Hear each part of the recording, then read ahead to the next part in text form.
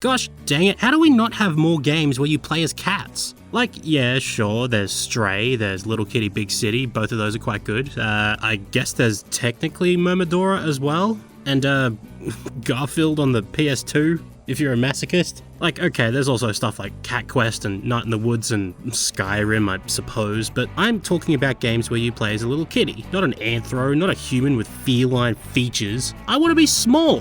I want to knock things off tables. I want to hide in boxes. I want to nap in strange places. I want to eat dying adult wet cat food slices with succulent chicken 85 grams from my food bowl while going wah. Thankfully, some game devs are listening. I was very lucky to receive a pre-release code for a little game called Copycat, a narrative experience developed by Australian and Ukrainian duo Spoonful of Wonder. As a big fan of games with a narrative focus and games where you play as little critters, I was very keen for this the second I laid eyes upon it, and keep in mind I don't sugarcoat my words just because a dev gave me a freebie. I'm very pleased to report that we have another winner on our hands in the category of games where you are a cat who is up to no good. It's a bit different to Stray and Little Kitty Big City though, and I think people who like those games should be aware of this. While those games might have more of a focus on environmental storytelling, exploration, or making birds poop on Supras, Copycat's much more narrative driven, where the gameplay is not the focus, and instead is used to service the linear story rather than any kind of challenge or much exploration.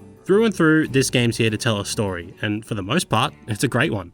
Copycat follows the life of a cat adopted from a shelter by an elderly, sickly woman named Olive, looking for a new companion after her previous cat ran away. She names the cat Dawn, after the previous cat she had. And they don't start off too hot. Olive tries her best, but Dawn's a free spirit, a fierce wildcat who has to make it to the vast African savannah where she truly belongs. At least that's how she pictures herself, in the same way I'm a raccoon on the internet, but in real life I'm a chunky bastard who winces at the operation scenes in-house and gets headaches more often than I change my undies. Just when it seems the two are finally starting to get along, a mix-up forces Dawn out onto the streets, while a nearly identical cat takes her place. Will Olive recognize her own cat? Just who is this Copycat anyway? And will Dawn be allowed inside to eat eggshells ever again? Copycat's structured similarly to other narrative-driven games like Detroit Become Human or Life is Strange, more so the latter, as you move through a linear assortment of chapters that each progress the story forward. The main gameplay type is moving around a small but open area at your own leisure, exploring the area, reading Dawn's thoughts, and mayhaps causing a little mischief before doing what you're supposed to do, which often is causing more mischief. In fact, the first third of the game consists largely of pissing off your owner by biting or scratching her, knocking things off countertops and tables, stealing food, and getting paint all over the house. This part in particular is really neat because your footprints never fade away, so you can really go to town and completely destroy the floors. It's very cool. Dawn controls pretty well, having that slinky quality you'd expect of cat movement in these types of games, though unsurprisingly jumping's a little janky. It's kinda par for the course for cat games, and why I imagine Stray only let you jump at predetermined points, and even then it wasn't perfect. This is fine though, as Copycat isn't a demanding game by any stretch and isn't asking you to precisely platform across rooftops and railings. With few exceptions, you're only ever really jumping if you want to, so it's no big issue.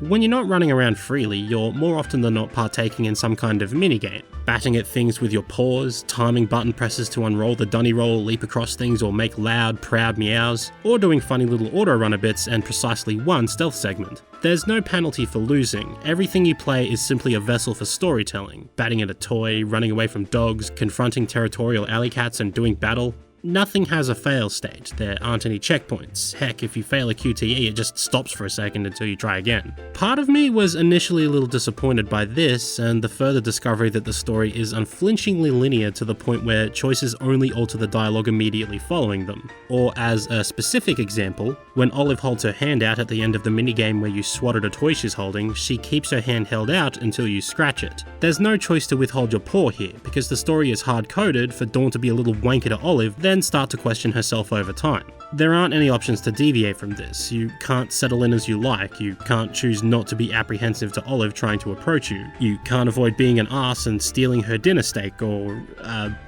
bathroom cabanossi?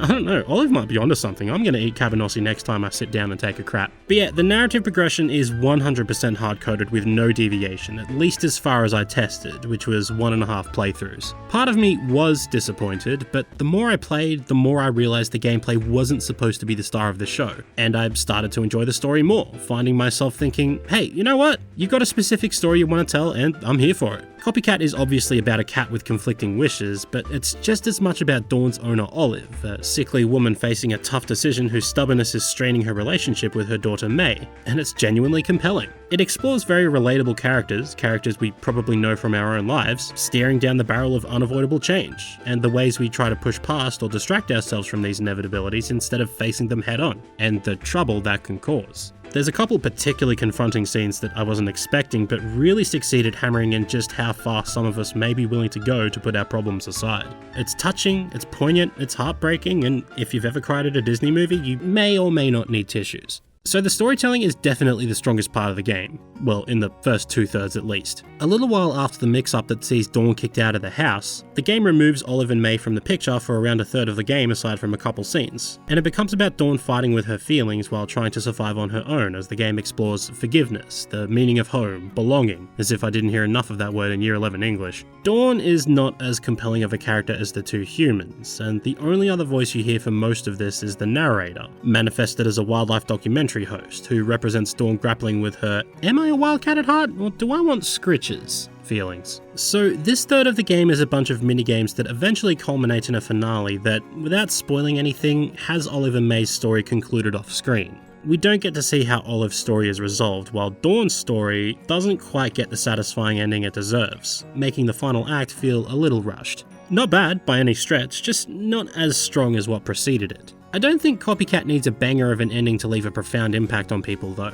The first two acts have plenty for your brain to chew on alone, and the confronting way it approaches grief and illness struck a chord with me. My mum passed away from cancer several years ago now, and the way Olive would ignore being told to settle the heck down and fucking rest, woman, was very reminiscent of how mum would always be on her feet, worrying about her kids or helping someone else out despite both the cancer and the infected mosquito bite she had for years that basically left her with a hole in her leg, let alone the time that she got stabbed in the neck and almost died in Big W one day, but that was fine, she got over that. Point is, mum wasn't made of steel, neither is Olive, and Copycat didn't need to stick the landing to have an effect on me, and I imagine it'll be the same with others. In fact, I'd say Copycat's unflinchingly linear narrative works in its favour. Maybe some build-up and thematic choices would be lost if the narrative was allowed to deviate. I think some people may find this disappointing, especially since we live in an age where if a game isn't at least 20 hours long and doesn't have mountains of replay value, then people think it's worse than famine, genocide, or angelic to the core. But games don't exist just to give you something to do, to fill a time void between work, food, and sleep. They can leave a profound effect on you. They can invoke feelings you may have had at some point in your life, or create new ones. And even if Copycat is a little unpolished and has some pacing issues near the end, I have the utmost respect for it for being able to do just that. Though I was hoping for a bit more choice, some more involved gameplay, and a better ending, there's no doubt I'll have Copycat on my mind for a while.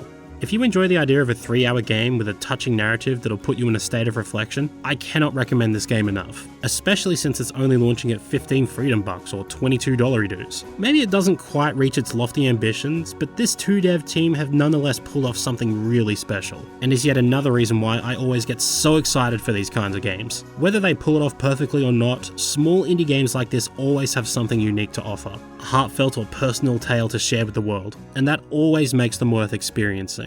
Copycat is another reason why this industry is worth preserving. Besides, would you deny this smile? The most gorgeous smile in all the world? On a somewhat unrelated tangent, I find it hilarious that I've played 2 Aussie games back to back, one being a heartfelt tale of family and belonging, and the other a game where you go to Space Australia and find a gun named Boganella that calls you a cunt when you swap it out. I love video games, man.